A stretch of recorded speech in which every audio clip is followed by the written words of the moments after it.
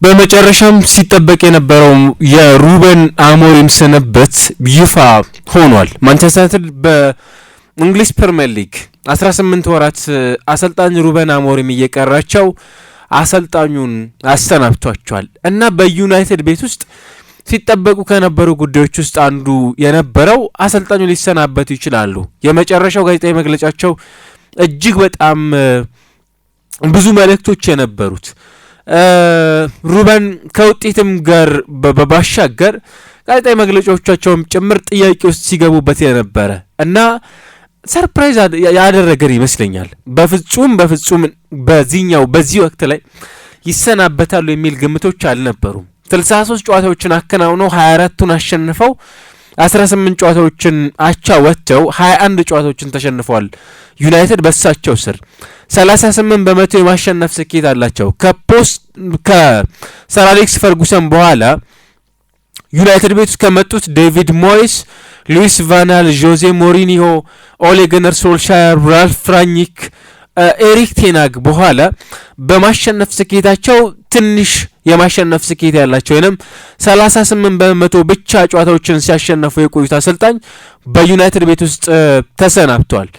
58 ነጥቦችን ሰብስበዋል። ወደ ዩናይትድ ከመጡበት ጊዜ ጀምሮ ቴብል የደረጃ ሰንጠረዥ ሲሰራ እሳቸው የሚገኙበት ማንቸስተር ዩናይትድ 58 ነጥቦችን ነው የሰበሰበው። ይህም ከወልቭስ ከዌስትሃም ዩናይትድ እና ከቶተንሃም ሆትስፐርስ ቀጥሎ ዝቅተኛው የሚባለው የፕሪሚየር ሊግ ነጥቦችን ከሰበሰቡ የፕሪሚየር ሊግ ቡድኖች ውስጥ አንዱ እንዲሆን ያስቻላቸው ነው። እርግጥ ነው ዘንድሮ ማንቸስተር ዩናይትድ በእንግሊዝ ፕሪሚየር ሊግ 317 ሙከራዎችን አድርጓል፣ አንደኛ ነው። 238 ሙከራዎችን ወይንም የግብ ዕድሎችን ፈጥሯል፣ አንደኛ ነው። 102 ኢላማቸውን የጠበቁ ሙከራዎችን አድርጓል፣ አንደኛ ነው። 35.2 ኤክስጂዎች አሉት፣ ሁለተኛ ደረጃ ላይ የሚገኘው ቡድን ነው። 34 ጎሎችን አስቆጥሯል ቡድኑ በእንግሊዝ ፕሪሚየር ሊግ። በተመሳሳይ በሶስተኛ ደረጃ ላይ ይቀመጣል።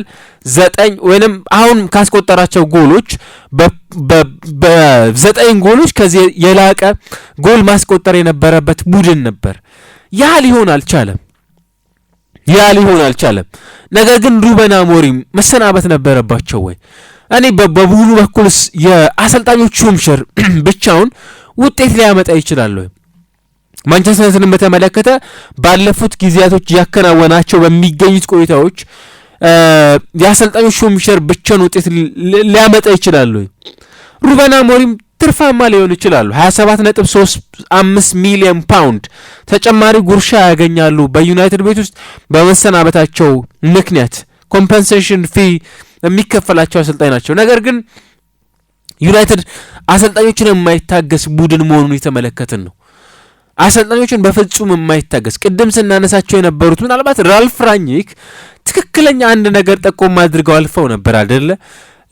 ዩናይትድ የልብ ቀዶ ጥገና ሕክምና ሊያደርግ የሚገባው ቡድን ነው፣ ሙሉ ለሙሉ መሰራት የሚገባው።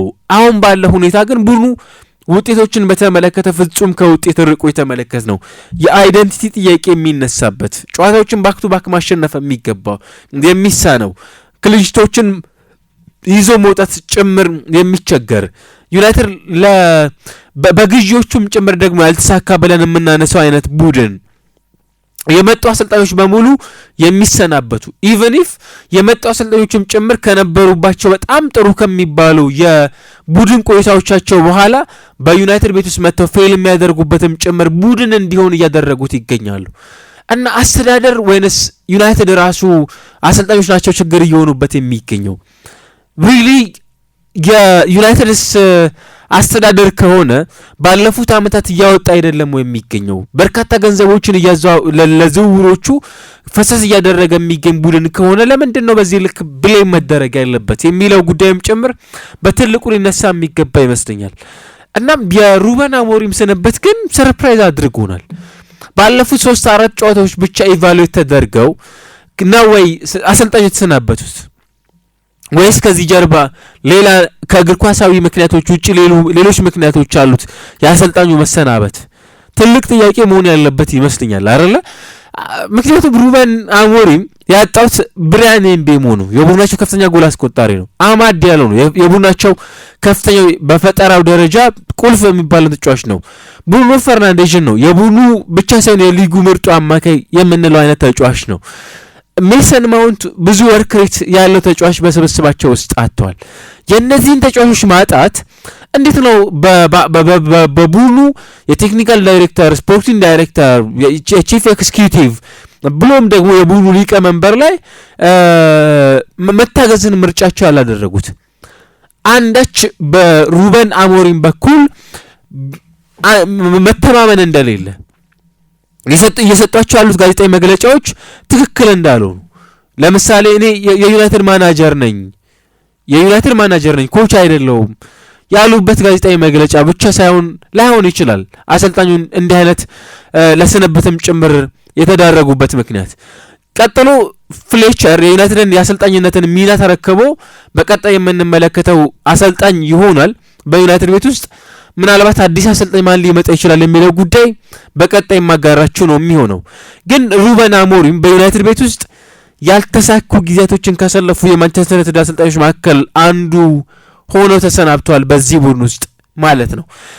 እና ስሜት ይሰብራል አይደለ?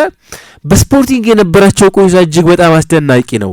ዩናይትድ ስቲል ከ1973-74 በኋላ በእንግሊዝ ፕሪሚየር ሊግ ያሳለፍነው የውድድር ዓመት 15ኛ ሆኖ ያጠናቀበት 42 ነጥቦችን የሰበሰበበት በጣም ደካማ የሚባል ነበር። ከኤፍኤ ካፕ በአምስተኛው ራውንድ የወጡበት መንገድ ፍጹም ተገቢነት አልነበረውም። አሰልጣኙ በርካታ ገንዘቦች ወጥተውላቸዋል። 200 ሚሊዮን ፓውንድ ዘንድሮ እንደነ ቤንጃሚን ሴስኮ፣ ብራያን ኤምቤሞ፣ ማቲያስ ኩኛ እንዲሁ ሴኒ ላመንስ ያሉ ተጫዋቾች በዝውውሩ ላይ አውጥተው ተጫዋቾችን አስፈርመውላቸዋል። እነዚህን ተጫዋቾች ይዘው እስካሁን ድረስ ያለው ቆይታ ተስፋ የሚታይበት ቢሆንም ግን በአሰልጣኙ ላይ በክለቡ ባለቤቶች በኩል ወይም በኢኒዮስ ግሩፕ በኩል መተማመን እንዲኖርም ጭምር ያደረገ መሆኑን እየተመለከተን አይደለም። ለዛም ነው አሰልጣኙ እንዲሰናበቱም ጭምር ምክንያት ሆኖ ያስተዋል ነው የሚገኘው። ቀጣይ ስለሚመጣው አሰልጣኝ የማንቸስተር የስራ ኃላፊነት የሚመች ነው ወይ የሚጋብዝ ነው ወይ? በጣም በትልቁ መነሳት ያለበት ጉዳይ ይመስለኛል አይደለ? በጣም በትልቁ ማን ነው ወደዚህ ቡድን መጥቶ ይሄንን ቡድን ማሻሻል የሚችለው የሚለው ጉዳይ ትልቅ የቤት ስራ ለሚመጡ አሰልጣኞችም ጭምር የሚሆን ያንን አይነት ፍንጭ የሚሰጥ የመጡ አሰልጣኞች በሙሉ ማንቸስተር ዩናይትድ ቤት ውስጥ ያለው ኃላፊነት በጣም ቀላል እንዳልሆነም ጭምር የሚገልጽ ይመስላል። ለምሳሌ እንደ ብሩኖ ፈርናንዴዝ ያለ ብዙ ጨዋታዎችን በማከናወን ብዙ የግብ ዕድሎችን በመፍጠር ብዙ የጎል ተሳትፎ ላይ በማድረግ ብዙ አሲስቶችን በማድረግ በሩበን አሞሪም ስር የተሻሉ ጊዜያቶችን ያሳለፉ ተጫዋቾች ናቸው። እኔ ሩበን አሞሪም የጨዋታ መንገዳቸውን ለመቀየር ፍላጎት አለማሳየታቸው አንዱ ዋጋ አስከፍሏቸዋል። ታስታውሱ እንደሆነ ሉዊስ ቫናል ወደ ዩናይትድ ሲመጡ 3-5-2 የጨዋታ መንገድን ድርቅ ብለው ለመከተል ተገደው ነበር። ያ በእንግሊዝ ፕሪሚየር ሊግ ፍጹም እንደማያዋጣ በጣም በተደጋጋሚ ይነገራቸው ነበር። በጣም በተደጋጋሚ የጨዋታ መንገድን እስካላስቀጠልኩ ድረስ በዚህ ቡድን አልቀጥልም ወይንም የማሰልጠኔን አልቀጥልም ሲሉ ይሰሙ ነበር። በዩናይትድ ቤት ውስጥ አሁንም እየተመለከትናቸው የነበሩት ሩበን አሞሪም ይህንን የጨዋታ መንገድ እስካልተከተልኩ ድረስ ቀይር የሚለኝ ሰው እስከመጣ ድረስ ያኔ ነው ስራዬን ማቆም የሚል ሀሳባቸውን ሲያጋሩ እየተመለከትናቸው ናቸው። አሁን በፕሪሚየር ሊግ ውስጥ ዩናይትድ ለየትኛው አሰልጣኝ ይበልጥ ቅርብ ሊሆን ይችላል በቀጣይ የምናየው ነገር ቢሆንም ግን ኃላፊነቱ በጣም አስቸጋሪ ሊሆን ይችላል። ቀጣይ ለሚመጣው አሰልጣኝ በሙሉ የዩናይትድ የሥራ ኃላፊነት እጅግ በጣም አስቸጋሪ በጣም በቀላሉ አሰልጣኞች ለመረከብ የሚፈልጉት የሥራ ዘርፍ እንዳልሆነ ለአሰልጣኞች እጅግ በጣም ፈታኝ ከሚባሉት ውስጥ አንዱ የመሆን እድሉ እጅግ በጣም ሰፊ የመሆን እድል አለው። ዩናይትድ የጨዋታ መንገዱንም ጭምር ሊቀይር የሚገደድበት አማራጭ ሊሆን ይችላል። ከዛ በኋላ አሁን ያለው የቡድን ዴብስ በ4-3-3 የጨዋታ መንገድ ወይንም ቢከተል ዩናይትድ የተሻለ አማራጭ እንዳሉትም ጭምር እናነሳለን።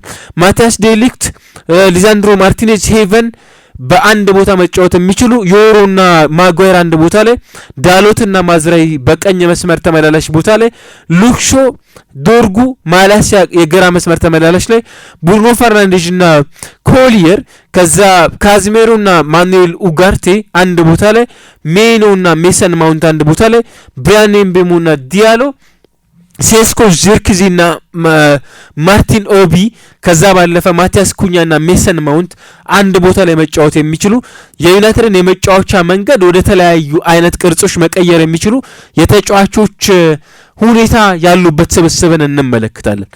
ይህንን ስዊች አለማድረጋቸው ለአሰልጣኙ ስንብት እንደ አንድ ምክንያት ልናነሳው እንችላለን። ግን ባለፉት ጨዋታዎች ቡድኑ በቅርብ ጨዋታዎች እያስመዘገባቸው የነበሩት ውጤቶች ተስፋ የሚታይባቸው አልነበሩ። ቡድኑ እንደ ቡድን የጣለባቸው ለምሳሌ ከወልቭስ ጋር የነበረው ውጤት በጣም ደካማ ነበር። ከሊድስ ዩናይትድ ጋር የነበረው ውጤት እጅግ በጣም ደካማ ከሚባሉት መካከል አንዱ ነው። ለምሳሌ ኒውካስልን ያሸነፉበት ምሽት በጣም ድንቅ ነበር። ከበርነሞዝ ጋር 4-1 ሲያጠናቅቁ ሌላው ጥሩ ከነበሩ ምሽቶች ውስጥ አንዱ ነው ማለት እንችላለን። እንደ ክሪስታል ፓላስ ያሸነፉበት ምሽት፣ ብራይተንን ያሸነፉበት ምሽት፣ በአርሰናል የተሸነፉበት፣ እንደ ሊቨርፑል ያሸነፉባቸውን ጨዋታዎች ብዙ በዚህኛው ሲዝን ተስፋ ከሚታይባቸው የጨዋታ መንገዶች ውስጥ አንዱ ነበር እዚህኛው የሩበን አሞሪም ቆይታዎች ውስጥ ማለት ነው። ዘንድሮ ካለፉት 20 የእንግሊዝ ፕሪሚየር ሊግ ጨዋታዎች 8ቱን አሸንፏል። በ7ቱ አቻ ሲወጣ በ5ቱ ተሸንፈዋል። 33 ጎሎችን አስቆጥሮ 22 ጎሎች ተቆጥረውበታል። 11 ንጹህ ጎሎችን ቡድኑ በ34 ጎል አስቆጥሮ 30 ጎሎች ተቆጥረውበት 31 ንጹህ ነጥቦችን ይዞ በአራት ንጹህ ጎሎች በእንግሊዝ ፕሪሚየር ሊግ 6ኛ ደረጃ ላይ እንዲቀመጥ ያስቻለውን ቡድን እያየን እንገኛለን። ስለዚህ ቀጣይስ ዩናይትድ ምን አይነት መልክ ሊኖረው ይችላል የሚለው ጉዳይ በጣም የሚጠበቅ ነው። ለአንዳንድ ተጫዋቾች ይሄ መሆኑ ጥሩ ሊሆን ይችላል። ለምሳሌ ኮቢ ሜኖ የመጫወቻ ጊዜ ሊያገኝ የሚችልበትን እድል ይፈጥርለታል። ከዛ ባሻገር በቡድን ውስጥ ሌላ አይነት የጨዋታ መንገድ የማየትን እድል ሊፈጥርልን ይችላል። እንደ ካዝሜሮ፣ ብራያን ምቤሞ፣ ማቲያስ ኩኛ፣ አማድ ዲያሎ፣ ብሩኖ ፈርናንዴዝ ዘንድሮ በዩናይትድ ቤት ውስጥ ጥሩ ጊዜን እያሳለፉ የሚገኙ ተጫዋቾች የተሻለ ሻይን የማድረጊያ ጊዜን ሊያገኙ የሚችሉበት እድል ደግሞ ሊፈጠር ይችላል። በፕሪሚየር ሊግ ውስጥ ግን ለዩናይትድ ስቲል ሌላ የቡድን ግንባታ የማያ ጊዜ ሊፈጠር የሚችልበት ተጨማሪ 1 አመት 2 አመት ተጨማሪ የቡድን ግንባታ ዩናይትድ ሊጀምር የሚችልበትን አጋጣሚ ይፈጠራል። ያ እንዴት ባለ መልኩ ይቀጥላል የሚለውን ጉዳይንም ጭምር እንመለከታለን። እና የሩበን አሞሪም ስንብት ግን በዚህ ልክ ሲወራ አልነበረም አይደለ?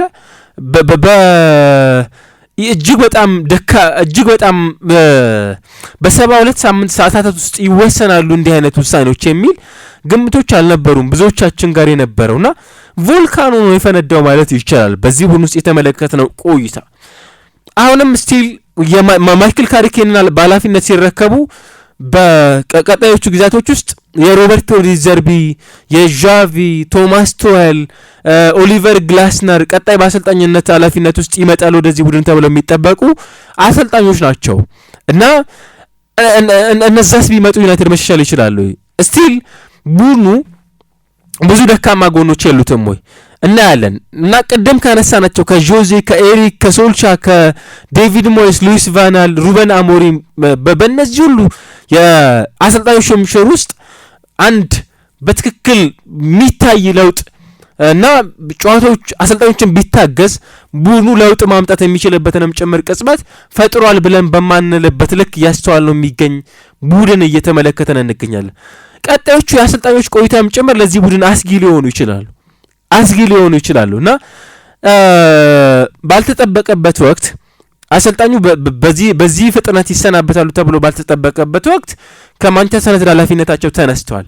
ቀጣይ ማን ይመጣል የሚያጓጓ ነው የሚሆነው። ቡድኑ ጋር ግን በጣም ብዙ ዲቴል ነገሮችን እንመለከታለን። በቀጣይ ፕሮግራሞች ላይ አደርሳቸዋለሁ። ግን ሰበሩ ዜና አሰልጣኝ ሩበን አሞሪም ከማንቸስተር ዩናይትድ ኃላፊነታቸው ተነስተዋል ማለት ነው በዚህ ሰዓት ላይ።